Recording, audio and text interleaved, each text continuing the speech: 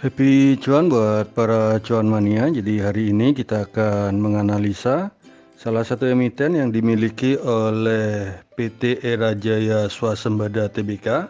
Itu dengan kode emitennya adalah ERAA. Jadi ERAA atau ERA itu termasuk di sektor consumer cyclicals dengan subsektornya adalah retailing, di mana melantai di Bursa Saham Indonesia itu pada tanggal 14 Desember 2011 dengan 54,51% sahamnya dimiliki oleh PT Era Link Internasional sebagai pengendali dan masyarakat itu hanya memiliki sebesar 45,17% dan saham treasury itu memiliki sekitar 0,32%. Untuk jajaran Board of Commission-nya sendiri dari ERAA itu komisaris utamanya adalah Bapak Ardi Hadiwijaya dan direktur utamanya adalah Bapak Budiarto Halim. Dimana kalau kita perhatikan di sini dari beberapa jajaran Board of Commissioner itu juga memiliki kepenyertaan saham pada ERAA, sehingga dari sini itu kelihatan sudah bahwa dari Board of Commissioner ini memiliki kepentingan juga di dalam perusahaan.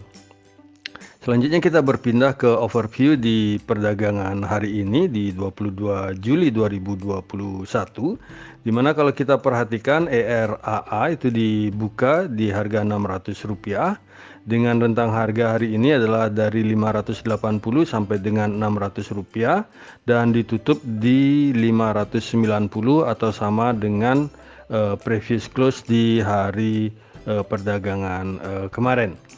ERAA sendiri itu memiliki volume perdagangan pada hari ini adalah sebesar 42,72 miliar. Itu dengan market cap-nya adalah sebesar 9,41 triliun. Jadi kalau kita perhatikan price volume frekuensi di hari ini itu tampak harga transaksi terbanyak itu ada di harga 590 itu sebesar 344.109 lot, itu sebanyak 2083 kali transaksi. Sedangkan pada saat penutupan itu tampak di bid overnya itu di bidnya tampak ada antrean sebanyak 124.791 lot dan di overnya sendiri itu tampak sebesar 111.667 lot, di mana untuk di overnya sendiri antrean terbanyak itu ada di harga Rp580 itu sebanyak 47.767 lot, dan untuk di overnya sendiri itu antrean terbanyak itu ada di harga Rp600 itu sebanyak 32.560 lot. Sedangkan secara analitik kalau kita perhatikan dari price diary itu tampak ERAA ditutup hijau sebanyak 5 hari dan ditutup merah itu sebanyak 11 hari. Jadi kalau kita perhatikan di sini pada saat era harga merah sebelumnya itu di tanggal 14 adalah sebesar 575, kemudian keesokan harinya adalah di Rp605, kemudian di tanggal 8 itu era di 625, keesokan harinya itu naik ke 630, kemudian di tanggal 5 itu era di 640, kemudian keesokan harinya itu naik ke 655. Sehingga kalau kita perhatikan sekarang era di 590 itu kalau kita bandingkan dengan harga sebelumnya itu merah di tanggal 14 itu di 575, kemungkinan kalau menurut saya itu kita tunggu dulu sampai kemungkinan harga di bawah Rp575.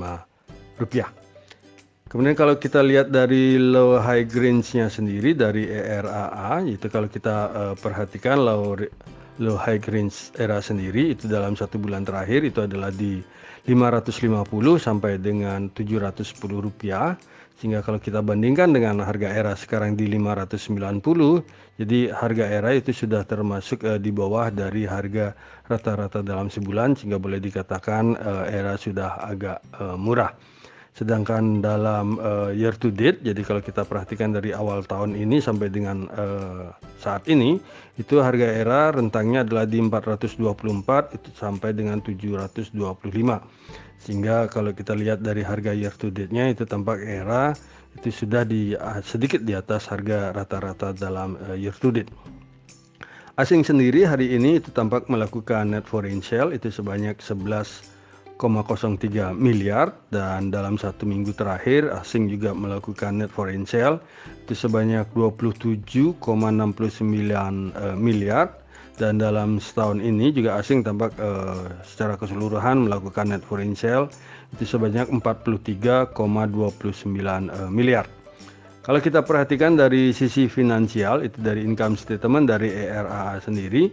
Jadi kalau kita bandingkan antara kuartal 1 di 2020 dengan di 2021, itu tampak net profitnya itu lumayan meningkat. Jadi kalau kita perhatikan dari garis hijau ini, tampak dari kuartal kedua 2020 sampai dengan kuartal pertama di tahun ini, itu tampak net profit margin dari ERA itu meningkat cukup signifikan. Sedangkan kalau kita beralih ke ke balance sheet-nya sendiri, jadi dari sisi asetnya itu ERA juga hampir sama dengan net profit margin-nya dengan NBM-nya, itu dimana di kuartal kedua itu sampai dengan kuartal kedua tahun lalu sampai dengan kuartal pertama di tahun ini, itu tampak aset dari ERAA itu tampak lumayan cukup signifikan juga mengalami peningkatan. Kemudian kita beralih ke key statistik daripada ERAA. Itu kalau kita perhatikan dari earning per share dari ERAA, itu tampak di kuartal pertama ERAA itu tampak EPS-nya adalah tertinggi jika kita bandingkan dengan tahun-tahun sebelumnya, di mana 2018 itu sebanyak Rp14, di 19 itu turun ke 3, 2020 turun naik sedikit ke 6, dan di tahun 2021 itu tampak ERAA itu earning per share-nya adalah tertinggi. Sedangkan kalau kita kumulatifkan itu di dalam setahun, itu kemungkinan EPS dari ERAA itu adalah juga tertinggi di tahun ini jika dibandingkan dengan 3 tahun terakhirnya. Tetapi kalau kita perhatikan dari dividend paid ratio-nya, itu tampak di tahun 2020 itu dividend paid ratio-nya itu hanya sebesar 7,26%. Jadi cukup kecil sekali untuk dividend paid ratio-nya. Kemungkinan board commission atau jajaran direksi memiliki rencana ke depan yang demi kebaikan dari ERAA. Kemudian untuk sales-nya sendiri, itu ERAA itu tampak melakukan penjualan itu sebesar 10,85 triliun dengan asetnya adalah sebesar 11,98 triliun, di mana equity-nya adalah sebesar 5,64 triliun dan net profit-nya sendiri adalah sebesar 278,20 miliar. Kalau kita perhatikan dari book value per share dari ERAA itu adalah di harga Rp353, sehingga kalau kita bandingkan dengan harga ERAA sekarang di Rp590, itu menghasilkan price book value ratio yang sebesar 1,67 kali, boleh dikatakan agak sedikit mahal. Sedangkan untuk PER-nya sendiri itu masih di bawah 10 kali, yaitu sebesar 8,46 kali. ERAA sendiri berhasil mencetak net profit margin itu hanya sebesar 2,56%, di mana return on equity-nya ini lumayan gede adalah sebesar 19,76%, dan return on asset-nya sendiri adalah sebesar 9,28%. Dan liquidity-nya sendiri dari ERAA itu debt equity ratio-nya hanya sebesar 107,56%. Akan tetapi tampak quick ratio-nya tidak begitu sehat, karena quick ratio dari ERAA itu hanya sebesar 51,22%. Jadi kalau kita perhatikan bahwa ERAA itu hanya tidak begitu mampu untuk membayar hutang jangka pendeknya dengan aktiva lancarnya, karena besarnya aktiva lancar yang dimiliki ERAA itu hanya sebesar setengah dari hutang lancar yang dimiliki oleh ERAA.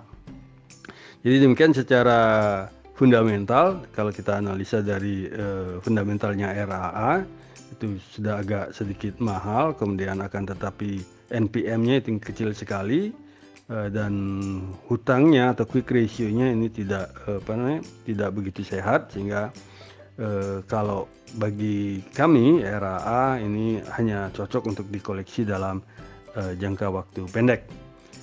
Dari sisi fundamental kita beralih ke analisa teknikal. Jadi kalau kita perhatikan secara teknikal itu tampak dari bandar detektor itu dalam 1 bulan terakhir dari 22 Juni 2021 sampai dengan 22 Juli 2021 itu tampak broker itu sedang melakukan distribusi, di mana tampak Kaset itu sebagai top net buyer-nya atau CLSA Sekuritas, dan sebagai top net sellernya adalah broker CP atau Maybank Kim Eng Sekuritas.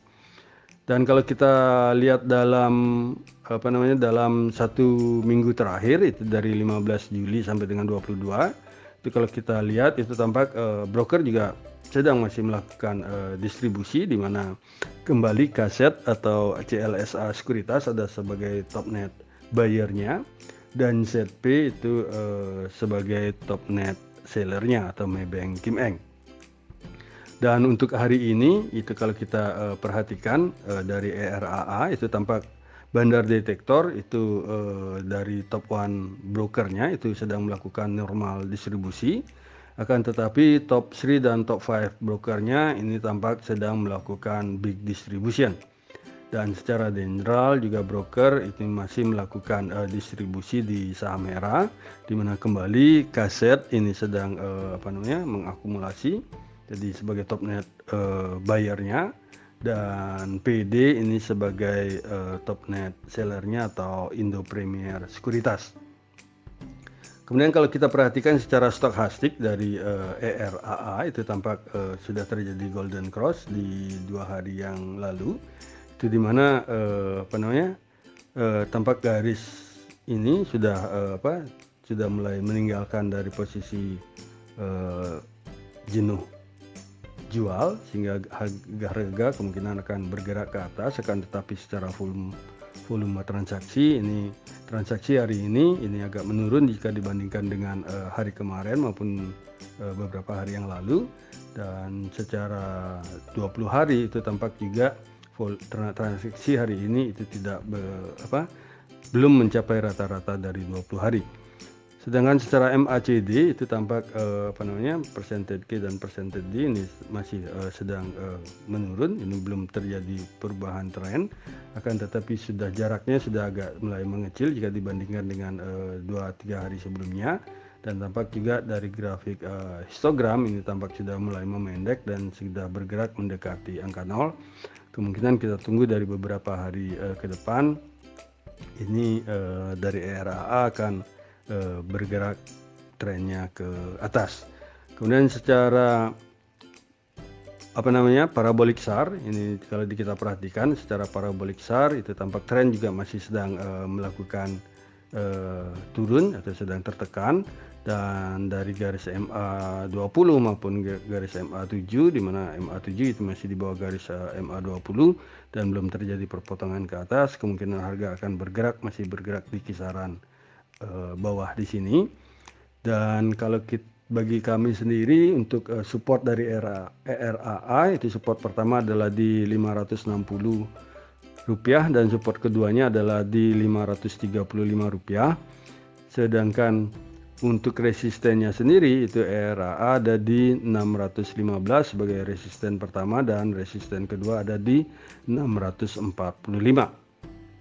Kemudian kalau kita berpindah ke volume chart itu kalau diperhatikan secara volume chart di 220 hari itu ERAA hari ini itu harganya sudah berada di volume chart terpanjang, akan tetapi di volume chart terpanjang di bagian sisi atas, sehingga perlu sedikit kesabaran untuk menunggu harga bergerak ke bawah sedikit jika rekan-rekan ingin mulai masuk di ERAA, di mana volume chart terpanjang itu ada di kisaran 540 sampai dengan 590. Sedangkan kalau kita berpindah ke secara 60 hari atau 3 bulan itu grafik dari harga ERAA itu sudah berada di bawah dari volume chart terpanjang, di mana volume chart terpanjang dalam 60 hari itu adalah kisaran di 590 sampai dengan 615 rupiah. Dan kalau dalam 20 hari terakhir itu dari ERAA itu tampak volume chart terpanjang itu ada di harga 570 sampai dengan 590. Jadi demikian analisa untuk untuk saham ERAA yang bisa kami sampaikan. Semoga bisa menjadi referensi bagi para cuan mania di dalam mengambil keputusan untuk menjual ataupun membeli. Jadi sekali lagi kami tekankan untuk melakukan trading plan di awal. Jadi kalau sudah menembus support apa yang harus dilakukan, dan kalau sudah menembus resisten apa yang harus dilakukan.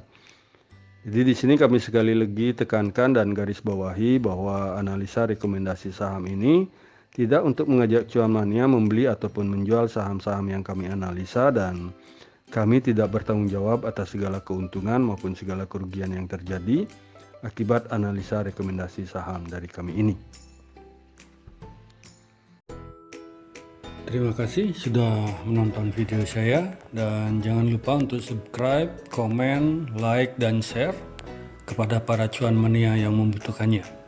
Sekali lagi saya ucapkan terima kasih dan semoga kita sehat, bahagia selalu, dan cuan menyertai kita bersama. Sampai bertemu di video kami selanjutnya. Salam.